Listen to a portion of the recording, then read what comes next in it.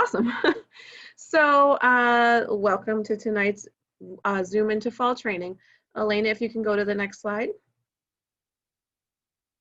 So the very first thing I want to go over with everyone is this new announcement from GSUSA. So there's two ways you can access Zoom. You can access it with a free account, but there's some limitations to a free account, or you can purchase a Zoom Pro account. Zoom Pro typically costs $14.99 a month, but GSUSA negotiated a deal to get it at a subsidized fee of $3 a month or $36 per year. So this is great. This is something you can take advantage of to run your troop meetings. Some differences between Zoom Pro and Zoom Free or Zoom Basic. In a Zoom Free account, you have 100 participant max. There's a 40-minute time limit per meeting, so you will get kicked off of your virtual meeting after 40 minutes. There's some tips about how you can get around that. You can all log back in if you have a free account. And then with your Pro account, you can have up to 500 people. There's no time limit, and you can do some cool functionalities like having polls in your meeting and breakout rooms through the paid account. This isn't a sales pitch. You don't have to do it. It's just a really great thing that we're offering for you. So this, I will say, is just for GSWNY. I know we have some people on the call from out of council, and you're just going to contact your own council about your own council sign-up form. So there's a WooFoo link. You sign up for it. You can pay the $36 right from your troop bank account. It's a totally legitimate troop fund expense. Or if your troop doesn't have the funds for that, you can even apply for the Council Opportunity Fund to cover the $36. There's one per troop, and it's going to last through July of next year. So lots of great ways for you to participate virtually. GSWNY has allowed some in-person meetings again, following our guidelines, our safety guidelines, but especially in the wintertime, maybe virtual is going to be a really great option. Next slide. And Karen put the link to that WooFoo form right in the chat, and we'll send that out in the email tomorrow. Oh, I'm sorry. Go back or turn off your slideshow, Elena. The next part of the presentation, I will show you how to set up a Zoom account and run your Zoom meeting. So Elena has stopped sharing her screen. Now I will start sharing my screen. And I will literally walk you right through how you can run your Zoom meeting and how you can set it up. So the first thing that you do is you go to Zoom's website, which is zoom.us. And if you don't have an account yet, in the top right-hand corner, there's going to be an orange button that says sign up today. And to sign up for the account, it's the same way as you sign up for any other account or social media. You just give your name and your email address, you set a password. But I already have an account, so I'm going to log in, and I'm going to show you what it looks like when you're setting up a free meeting. So after I log into my account, I go over here to the left-hand side and I select meetings. And I do apologize. I think my internet's running a little slow today, but that's okay. So I will select meetings, and it's really super simple to set up a meeting for your troop or service unit if you've never done it before. I think it takes under 2 minutes to get it set up. So we select meetings, and then we go over here to the right side and we select schedule meeting. And then you just go right through the form and fill out all the entry fields, and that's how you set your meeting. So the first thing that I will do is I'll title this meeting. So let's pretend I'm a Brownie troop leader. 50123. So I have a Brownie troop 50123. That would be the title of the meeting. And then the description box, you can enter any important information or details that you want to share with families. Same thing if you had a service unit meeting. So in the description, I might say, bring colored pencils and paper to tonight's meeting. So families know you're going to be doing a little coloring activity or a craft. The next thing that I can do is set my date. So it's going to default to today's date, but let's say our troop meets on Wednesdays at 6:30 p.m. And we can say that we meet for an hour. It goes in 15-minute increments. You can meet for 45 minutes, 30 minutes. But you'll see here, because we're in the free account, it's going to give you this warning that you will get kicked off after a 40-minute limit. So two things you can do. You can upgrade to your pro account, or you can stay in your free account and just advise your families or your volunteers to log back in. So the link that they receive to join the meeting, you know, if you get kicked off at 40 minutes, people can click that link and the meeting will start over and you get another 40 minutes on the clock.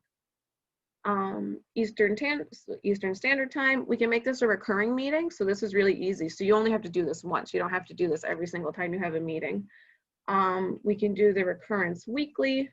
I can even make it bi-weekly.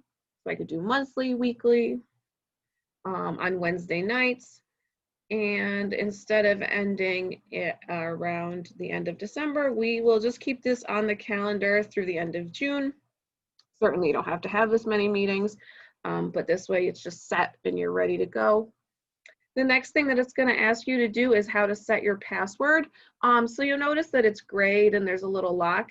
I can't turn off passwords, and we don't want you to turn off passwords. Zoom is going to auto-generate a kind of funky password like this, but I can also type in whatever I want.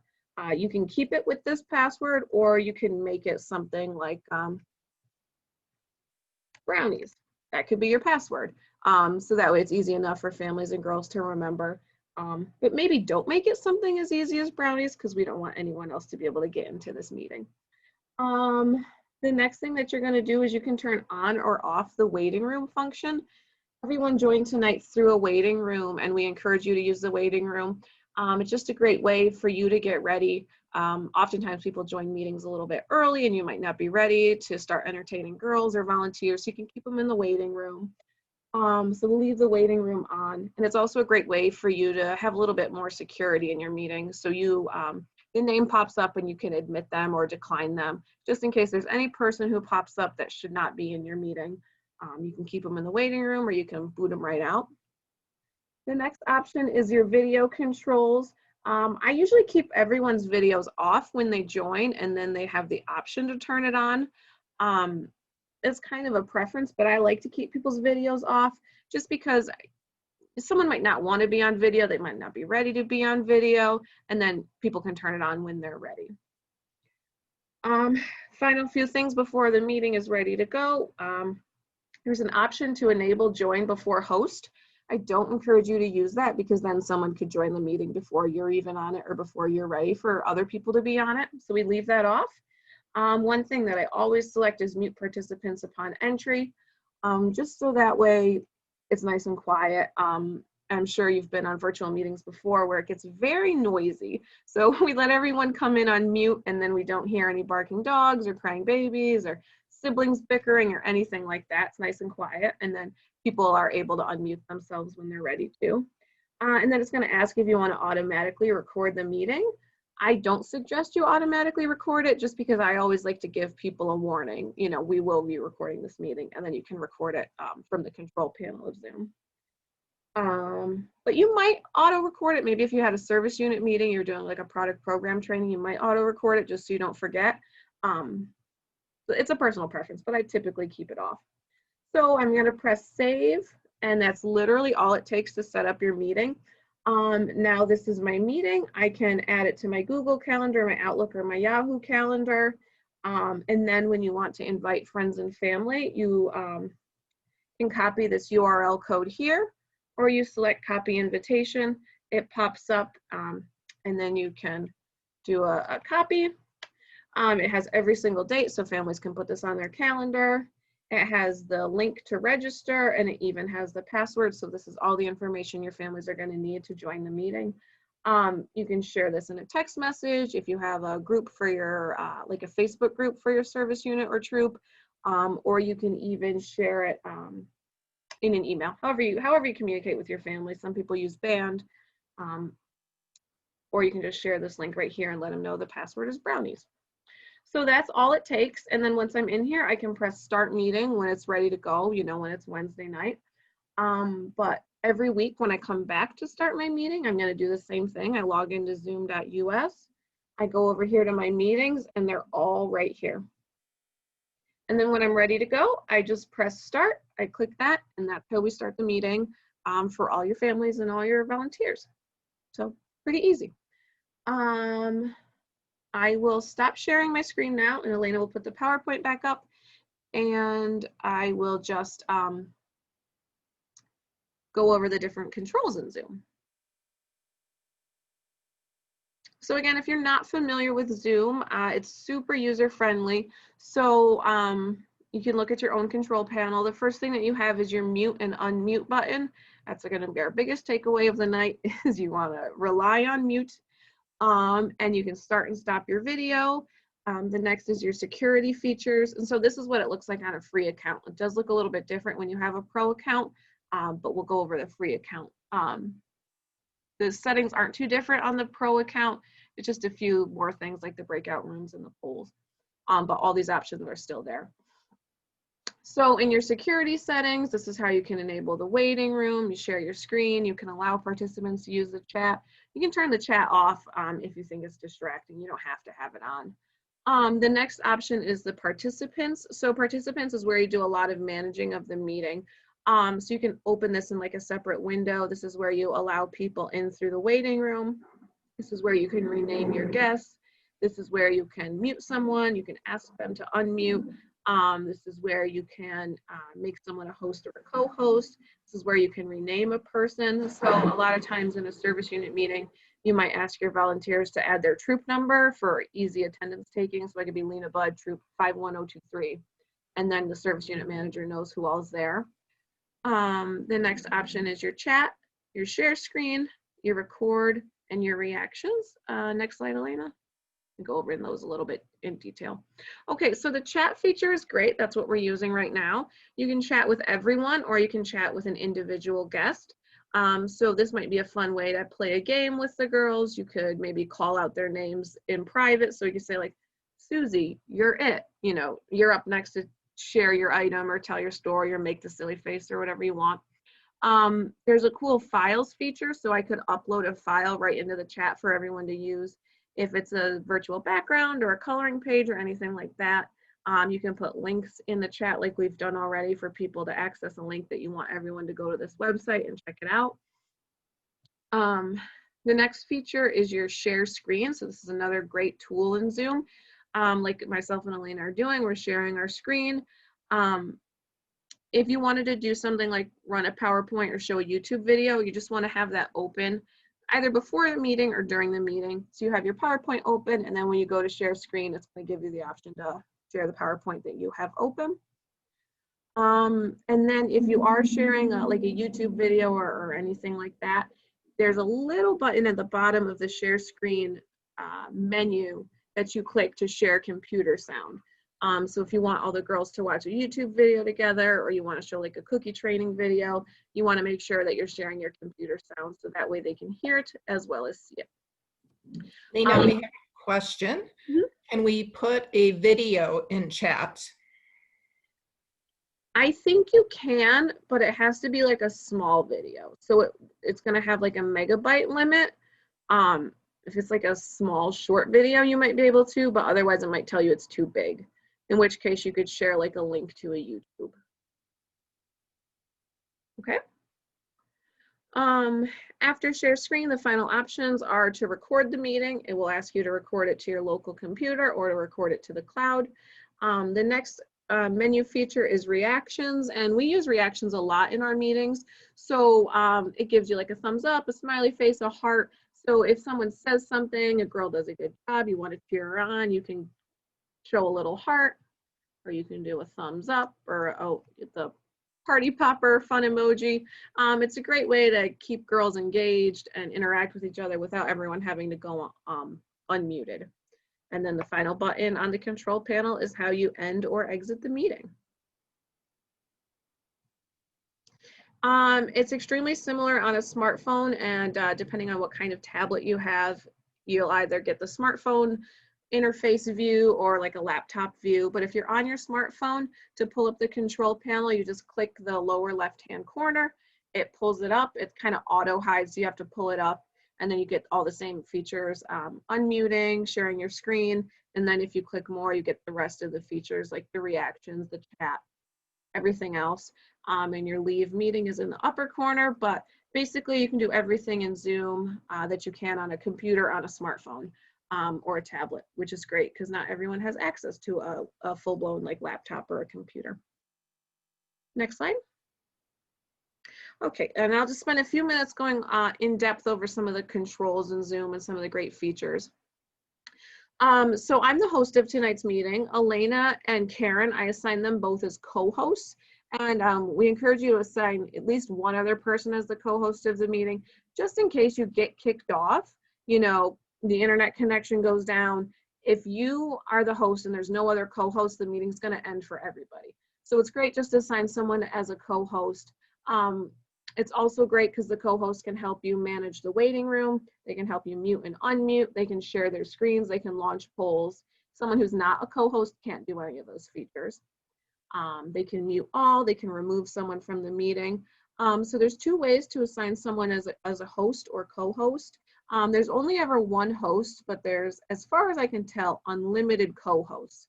So I'm the host. I can make Karen the host, but that will automatically make me co-host.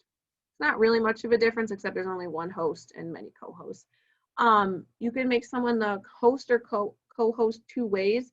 You can open up the participants panel at the bottom of the screen.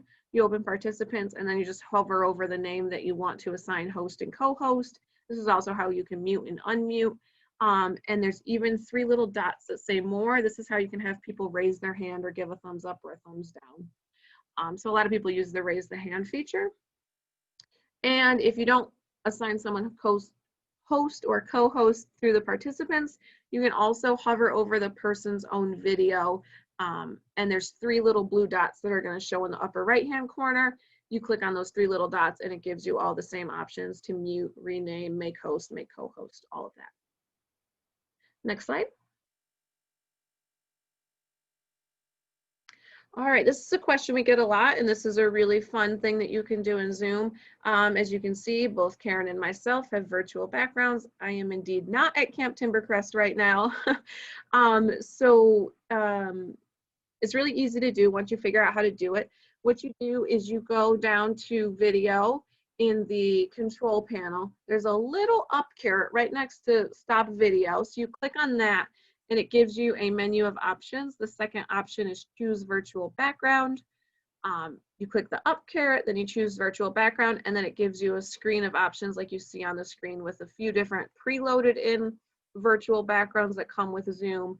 You know, your beach scene, your aurora borealis. So you would just select what you want to change your background to. And then when you're done, if you don't want to share your background anymore, you would click where it says none, and it'll turn your background off. But there is a cool little plus sign once you're in this screen where you can upload your own background. So all of our Girl Scouts backgrounds, we just uploaded ourselves. So what you would do is you find whatever picture you want to use as your background and you would download it to your computer or to your smartphone. And then you press the little up plus sign and you can upload the photo like you would upload the photo to any like social media or email. And then it will be saved in there and later you can delete it if you want. But it's just fun. And we like using virtual backgrounds because you don't have to make sure your house is clean before your meeting. People don't know what room of the house you're in. You can take a meeting from your bedroom. And it's also a good security measure. So people don't like know what a girl's house looks like. And in the chat, Karen dropped some of our cool GSWNY backgrounds that you're welcome to download those photos and set your own backgrounds. Next slide. Another fun thing in Zoom is the whiteboard.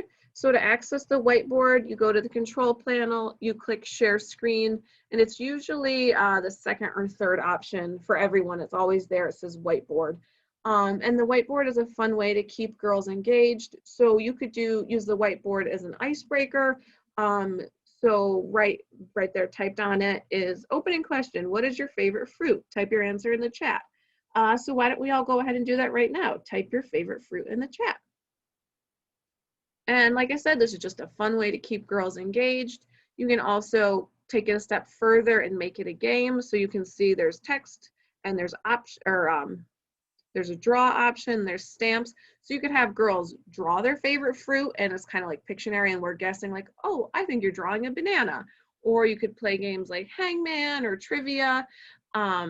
And the whiteboard is also nice if you don't want to have a full-blown PowerPoint for your meeting, but you just have a few things that you want to share on the screen, like maybe some important dates. You can just type them into the whiteboard and share that. Awesome. Next slide. Okay, this is one thing that we do want to feature from the Zoom Pro account.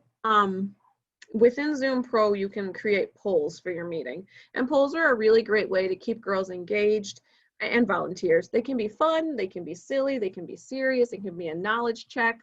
So it's super easy to do. From right on the screen in zoom.us in your own account, after you set up the meeting, you scroll down to the bottom and you get a few options if you had a registration set for the meeting. But then there's one called poll. So you would click on poll, and then you click add poll, and then a pop-up will show up like the pop-up is on the screen to create the poll. So you just add a title, you select if you want it to be anonymous or not.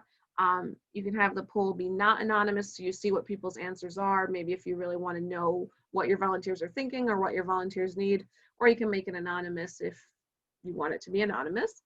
You can select if you want a single answer or multiple answers, so it could be, you know, answer singly, or it could be all of the above, and you can select multiple answers, and then you just type in whatever answers you want, and then you click save, and then that's how you have a poll added into your meeting. So next slide. Okay, so then you've set up your poll through your account, and now that you're in your meeting and you've started the meeting to begin it, you launch the poll by clicking the polls icon that's going to show in your control panel. And then it's going to give you a list of polls. So you can make as many polls as you want for a meeting, and you can just show the poll in order. You click launch poll. It will show to all your participants. This is what it looks like from the host view. So you can see how many people have voted. So 10 out of 20 participants have voted. There's a timestamp on it, so you can say, I'm going to leave this poll up for 30 seconds or 60 seconds or 2 minutes, whatever you want. And it's fun because you can see the results come in real time of, you know, what people are thinking. And then after you end the poll, it's going to ask you if you want to share the results or not. You can share the results and let people know this is what everyone else said, or you can not share the results if you don't want to share the results. So for fun, I'm just going to launch a poll right now so you guys can see what it is. So I'm clicking poll. I click that little icon. It showed up for just me. And then I'm going to click launch polling. And now you all should see the poll and you can go ahead and answer it. So how's everybody doing today? Excellent, okay, a little sleepy, or do I have to answer this?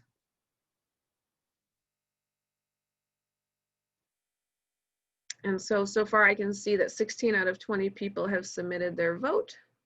So I'll keep it up for a few more seconds.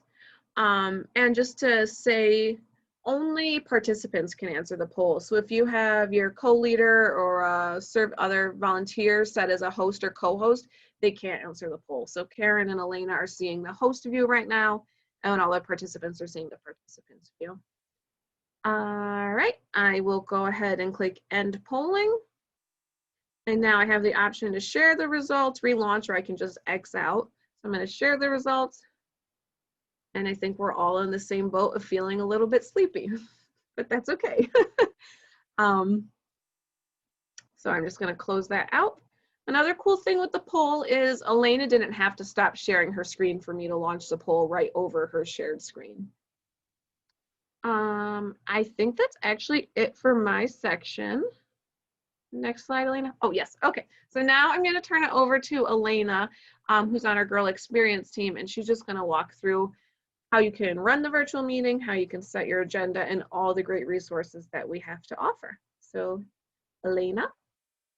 Thank you, Lena, and good evening, everyone. My name is Elena Jones, and I am a Girl Experience Manager with the Girl Scouts of Western New York.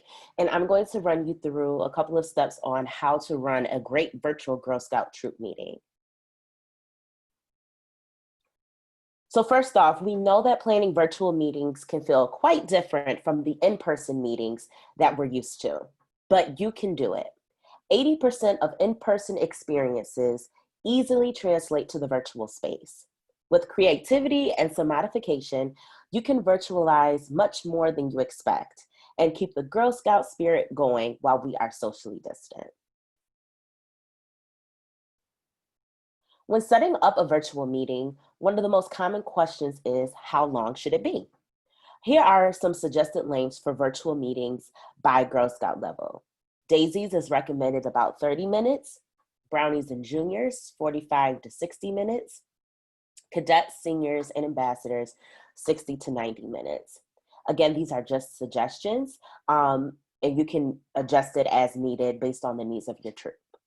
It may take longer for your troop to work through batch steps than in person, and that's totally okay. Normally, it may take you only 2 meetings in person, but when you're meeting virtually, you may find that it's taking you 3 or 4 meetings, and that's okay. The most important thing is to keep the meeting engaging and fun. So before you have your first meeting, you want to communicate with families first to let them know what supplies they'll need for the meeting. You want to try to keep your supply list simple. And keep in mind that not all families have lots of craft supplies on hand. Consider activities that stick to the basics, such as crayons, paper, scissors, and glue.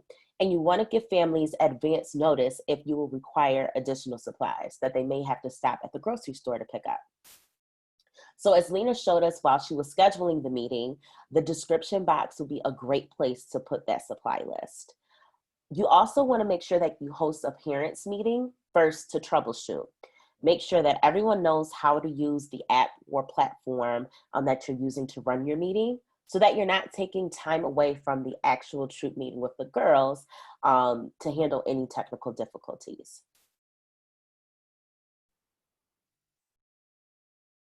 Now I'm going to take you through an agenda for a 40-minute meeting that will fit into that basic plan with Zoom.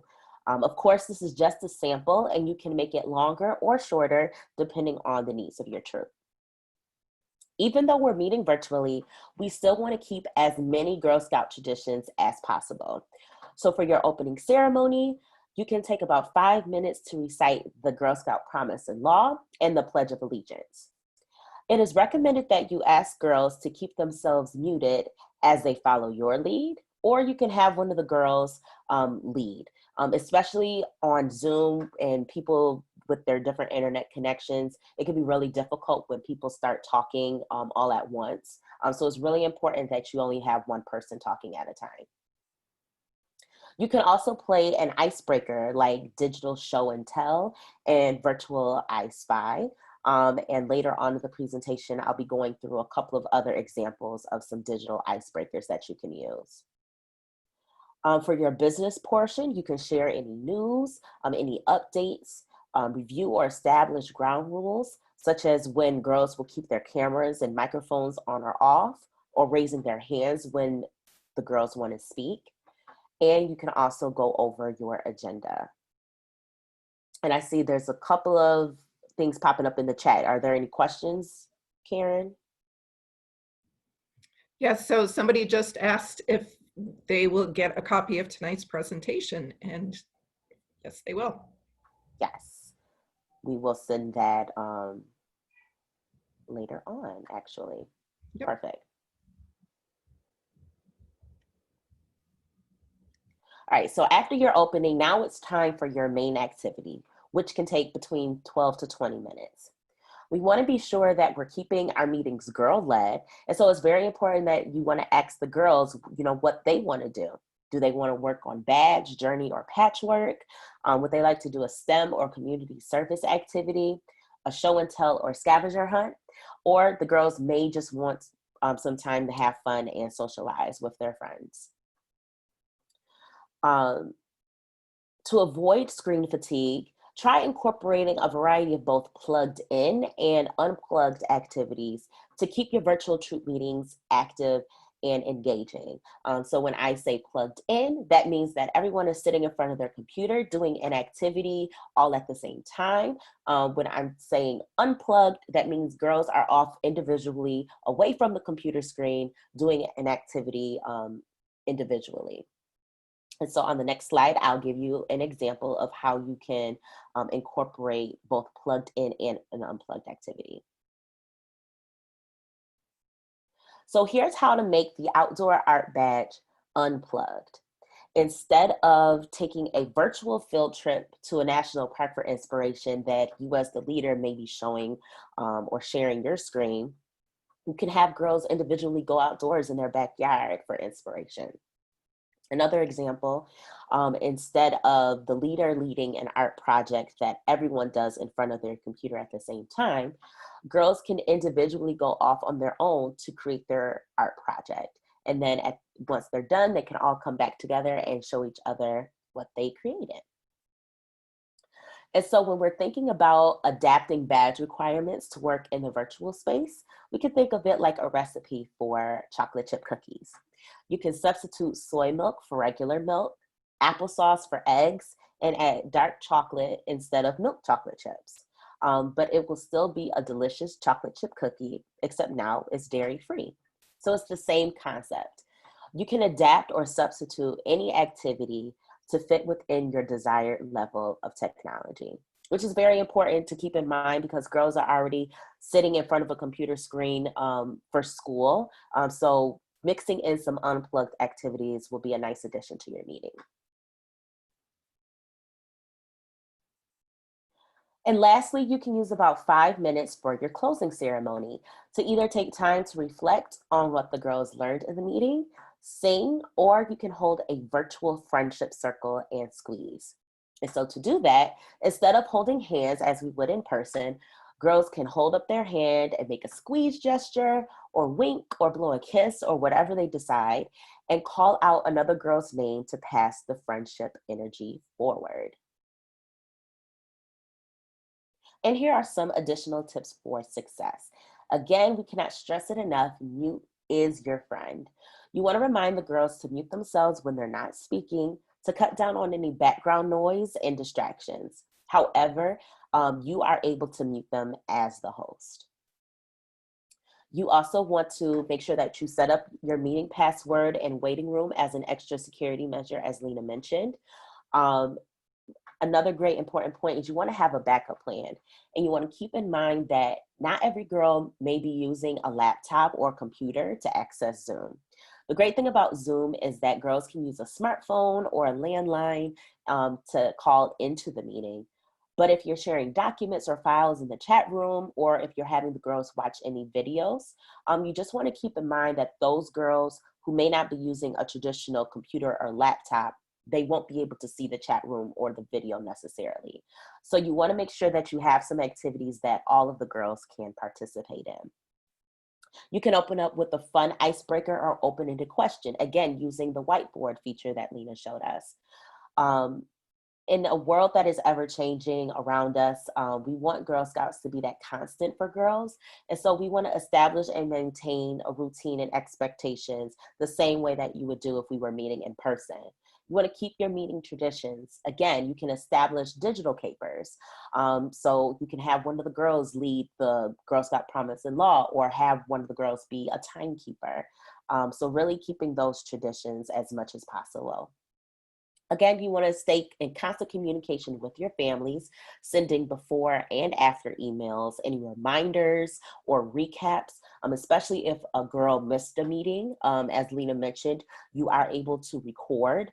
And we have been asked before if there's any special permission needed in order to record your meeting. You just want to give your parents a heads up that you do plan to record the meeting. So then they have the option if they want to turn off their daughter's camera or change their name. And last but not least, we want to make sure that we keep it fun and easy. And so now I'm going to go through a couple of resources that we here at Girl Scouts of Western New York, we have created a wonderful Girl Scouting at Home page that I'm going to walk you through. GSUSA has also created their own Girl Scouts at Home page that you can feel free to look through at your own leisure. A couple of important sections that you might want to check out on GSUSA's page are their troop leader resources, their free activities for girls and troops, and they also have a virtual events calendar that you'll be able to sign your girls up for and enjoy as a troop together. So right now I am going to do a new share and take you to our GSWNY homepage. And while you do that, Elena, I just put the links for both sites in the chat, so you can click on those and bookmark it. Perfect. Thanks, Karen. Mhm. All right, so our homepage is gswny.org. And if you scroll down not too far, here is Girl Scouting at Home. So I'm just going to click there. And here is our wonderful page. And we're always adding new resources. So it's really good to check in on it at least weekly, I would say, because there may be something new that we've added since the last time you were on it. Right off the bat, some very important contact information. If you ever have any questions about anything, you can contact our customer care. That's their email address and also their telephone number. So if you have any questions, you can always contact them. We want to make sure that we're staying safe online. So in this section, it provides a video that you can go over with your parents and girls. It also gives a link to an online safety guide, a virtual meeting safety tip sheet, and then you can have your girls sign the Girl Scout online safety pledge as well. A couple of other resources that I want to point out is our badges and journeys section. So back when everything shut down, our Girl Experience team got really busy and took some of the badges in the volunteer toolkit and kind of adapted them so that troop leaders would be able to easily have a virtual troop meeting. So they and if you click on one of them, you'll find a series of different PDFs with about 3 to 4 different badges that you'll be easily able to share your screen with your troop meeting, so you won't even have to really put any prep work or prepare a PowerPoint. We've done all that work for you already. And the Brownie ones in particular, there are actual videos so that you can share the screen and actually go through each of the activities together as well. And then also we have one for the junior, cadet, senior, and ambassador levels as well. Another cool resource that we just launched is our new badge in a box. Some of you may be familiar with the resource kits, which used to have supplies for an entire troop to complete a badge.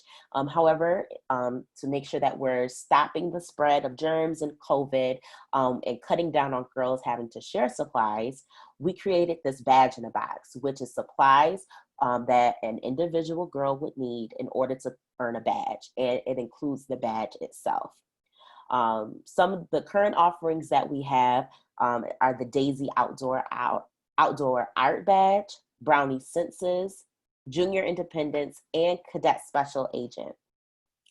And for an inside scoop, some of the newer boxes that we'll be releasing soon are the Democracy Badges that GSUSA released over the summer. Those will be available for all the different age levels from Daisy all the way up to Ambassador. And then also we will be releasing our Senior Space Science Expert and also our Ambassador Programming Robots badge. The Daisy Outdoor Art, Brownie Senses, Junior Independence, and Cadet Special Agent boxes are $15, and the Democracy boxes will be $10.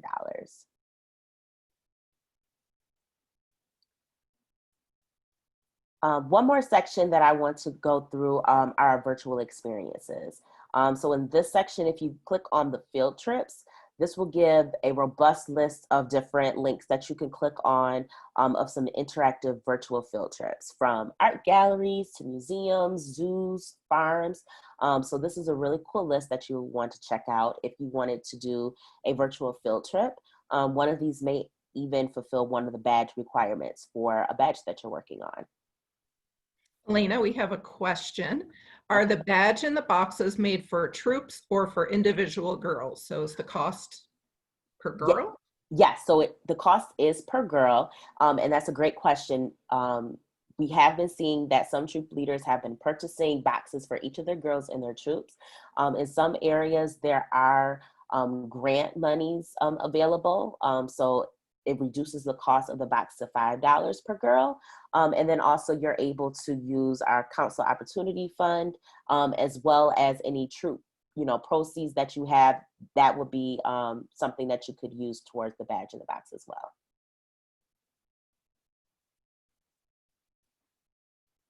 All right, moving on to the adult resources. I would say this would be the most important section that you definitely want to check out. Under our adult resources tab, this has virtual bridging resources, again, more safety activity checkpoints for virtual meetings, a guide for troop parents and caregivers, something that you may want to share with your parents. And then also we have a couple of other resources. So we have a similar video to what we're actually doing now on how to use Zoom for your virtual troop meeting. We also have some volunteer tips for staying connected. So if you haven't previously ran a virtual meeting, your first step is you want to just connect with your families and see what they're comfortable with doing. If they want to have just virtual meetings, or because our council has released guidelines to safely meet in person, kind of get a feel for what your families are wanting. And then you can move through the different levels and actually setting up your virtual meeting. This is the virtual meeting planning page. This is a really great resource as well. Provides some additional tools to help you plan your virtual meeting, including a sample virtual meeting agenda similar to the one that I went over with you, on some tips on how to conduct a virtual meeting, and it even gives a sample supply list for a virtual meeting. Again, making that supply list simple and sticking to the basics. One of the newest resources that we added to this section is how to adapt badges and journeys for your virtual troop meetings. So this is a really cool video that a member of our Girl Experience team put together, Hillary Wormers. So this will be a great resource to use on how to adapt those different badges to the virtual world. As promised, here is where you will find some more suggestions on some digital icebreakers and games. So if you click on this section right here, icebreaker ideas. As I mentioned before, digital show and tell is always a great one. Have the girls grab one of their favorite items and then they're able to share and tell about it. Two truths and a fib. Girls will pick 2 facts that are true about them and then a fib, and then girls will take turns determining which one is the fib. Virtual I Spy. And then what's your emoji today is probably my favorite one. Instead of asking girls, how are you feeling today? How are you doing today? You can ask them to act out an emoji, either have them draw it on a whiteboard, or you can have them make a facial expression, and then you can have the other girls try and guess what emotion or emoji that they're feeling. And then there are some additional tips for leading successful icebreakers as well. Are there any other questions about any of the resources that I went over before I turn it back to Lena? I don't see anything in the chat box, just some definitely positive comments and gratitude for having these available. Awesome. Then I will go back to our PowerPoint and I'll turn it back over to Lena.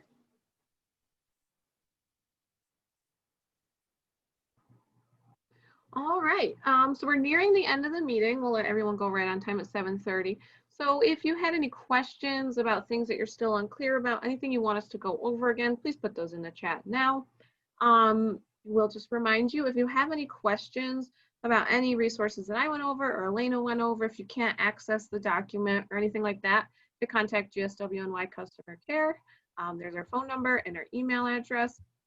And then for technical support, we encourage you to contact Zoom directly. If you get locked out of your Zoom account or you can't log in or you need any sort of technical support, you want to get in touch right with Zoom. And through Zoom, on Zoom's own website, there's tons and tons of resources and tutorials, even like the slides about how to set up the poll for the meeting, I took right from Zoom. Zoom has a great resource library. So you can literally just Google, like, how do I set a virtual meeting or virtual background in Zoom? And it'll pop right up. How do I set breakout rooms in Zoom? And it'll show you like easily how to do it. They have a YouTube video. I'm sorry, my video's off. There's a YouTube video, and there's also like fully written instructions for how you can access any sort of thing in Zoom. And our greatest tip for you is if you've never used Zoom before, we just encourage you to log in and try it out. You can do it with fellow volunteers, or you can do it, you know, even with your own family, just so you can get a little bit more comfortable with the software and navigating it. And just have fun and keep it easy. It's a great way to stay connected. Like Elena said, it's going to take you longer to get through badges, but the most important thing right now is that you're just connecting with the girls. The girls are feeling supported, they're feeling that sense of normalcy, and they're just having a great time spending time and feeling that feeling of sisterhood. Yep, so Karen just put the link in the chat box for the request form for your Zoom license. Once again, this is for GSWNY only. They do have the same thing through GSUSA for the $36, $3 a month with every Girl Scout council. But if you're outside of GSWNY, just contact your own personal council because everyone's going about how you sign up for it a little bit differently. Something that I think we forgot to mention, but this question comes up often. If you're having a troop meeting with girls, you still want to stick to the same safety ratios that are outlined in Volunteer Essentials. So, you know, 2 girls for 12 girls. No, I'm sorry. I'm getting my words jumbled. 2 adults to 12 girls for Daisy meetings. And those same sort of ratios for any of your age level meetings. So you definitely always want to have another registered volunteer on the call with you. If you have a pro account and you do breakout sessions, it's great to have a volunteer in each breakout room, just helping the girls along and monitoring their conversation and everything like that. Another thing real quick, if you're looking at your Zoom interface right now, in the upper right-hand corner, there's a view option. So this is something that's fun and easy to do. You can switch the view. So if you click it, there's two options. There's a gallery view and a speaker view. Each one has its own perks.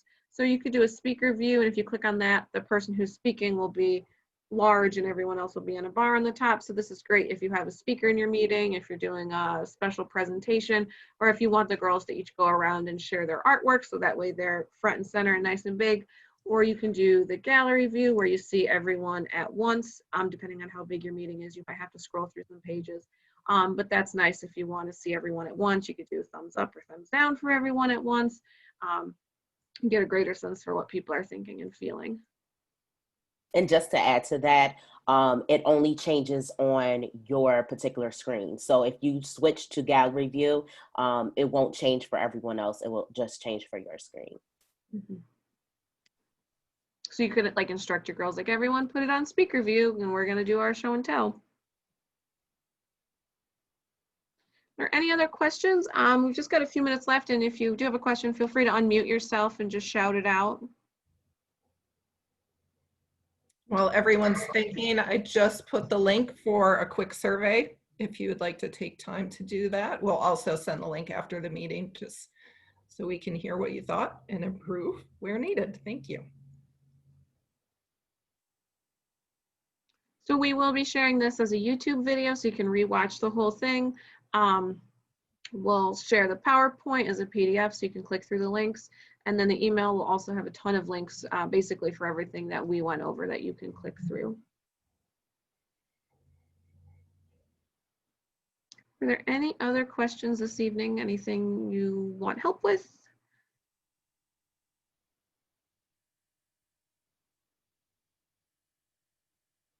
Okay. I think that was a long enough pause. Like we say, you can always email us and call customer care and we'll be happy to help you. Basically everybody at GSWNY is a Zoom Pro at this time, so you can contact anyone, and if they can't help you, they will let Karen, myself, or Elena know, and we will help you. And it's just trial and error and having fun and enjoying it.